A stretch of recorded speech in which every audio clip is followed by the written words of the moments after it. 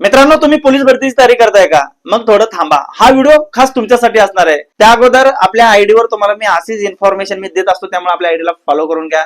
मित्रांनो, 2025 पोलीस भरती जी काय आहे त्याच्या अर्जाला लवकरच सुरुवात होणार आहे. फक्त तुम्हाला करायचं काय मित्रांनो, ज्यावेळी तुम्ही अर्ज भरता, आता कुठलाही जिल्हा, तुम्हाला मी याच्या अगोदर जिल्हा निवडचा पण मी एक व्हिडिओ बनवलाय, तो व्हिडिओ टाकलेला आहे, तो मित्रांनो तो व्हिडिओ पहा तुम्ही.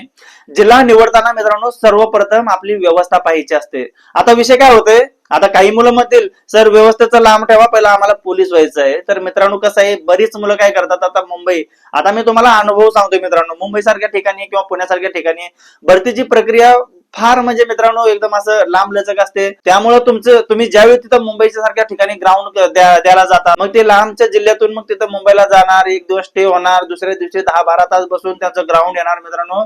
त्यासाठी असं मी म्हणत नाही की तुम्हाला म्हणजे बाबा त्या जिल्ह्याला फॉर्म भरू नका असं म्हणून, तर मित्रांनो फॉर्म भरा, फक्त तुमची व्यवस्था पहिला पहा. तिथं कोण नातेवाईक आहेत का आजूबाजूला, किंवा तुम्ही एखाद्या ठिकाणी कसं असते, आता पुण्याच्या ठिकाणी जर काही मुलं वगैरे असतील तर त्यांनी जर फॉर्म भरला पुण्यामध्ये, तर ऑल महाराष्ट्रामधून कुठल्या काही म्हणजे जे पण काही जिल्हे असतील त्या जिल्ह्यात ते मुलं तिथे येतात. मग त्यांची व्यवस्था जर राहायला झाली चांगली, तर ते संध्याकाळी म्हणजे तुमचं ग्राउंड जर उद्याच्या दिवशी असेल तर त्याच्या आदल्या दिवशी तुम्ही त्या ठिकाणी मुक्कामाला जा, मस्तपैकी निवांत चांगलं जेवण पाणी वगैरे खायचं मित्रांनो मस्त, आणि झोप वगैरे चांगली झाली तर तुम्ही फ्रेश म्हणजे माइंड ना दुसऱ्या दिवशी तुम्ही ग्राउंडवर चांगला परफॉर्मन्स करू शकता. एवढंच ह्या व्हिडिओचं तात्पर्य आहे मित्रांनो. ग्राउंड तुमचं कसं, ग्राउंड जर प्रॉपर झाला तर तुम्ही पेपरला क्वालिफाय होत आहे. म्हणून पहिला जिल्हा निवडताना आपली व्यवस्था होते का याची म्हणजे थोडी काळजी घ्या आणि त्यानंतरच फॉर्म भरा मित्रांनो.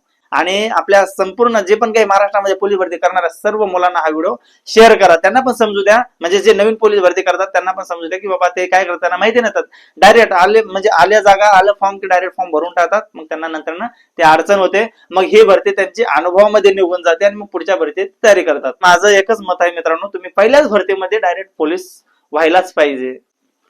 जय महाराष्ट्र मित्रांनो.